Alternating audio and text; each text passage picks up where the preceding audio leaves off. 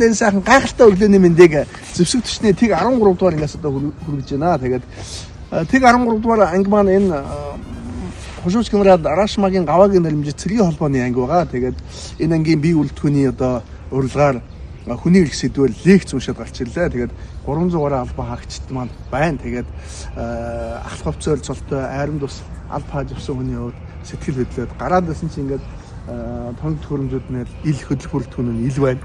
Тэгээд энэ хүрээлийг одоо хийж байна. Бид чинь гайхалтай шүү дээ. Хамгийн багадаа одоо 50-60 км. За тэгээд 1000 гаруй км-т одоо холбоо байна. Одоо шууд эндээс одоо ховд руу, баян үлгэр рүү, за тэгээд доронт руу, халахгор руу одоо холбоо байна гэж та бүхэн бодохгүй. Өөрийн телефоны бүх операторуудын сүлжээ нь одоо эндээс л одоо нэгтгэж шүү дээ. Тэгээд Питерийн хувьд бол байлдааны сектор үүрэг гүйцэтгэх. Цаатынхан чинь ингээд аль талд одоо үүрэг гүйцэтгэнэ гэж ингээд бодохоор одоо энэ техникийн хувьд одоо тэгээд Монгол орны өнцөг улам бүр шууд энэ байрнаас одоо холбоогоор хангана гэж бодохоор гайхалтай байгаа шүү дээ.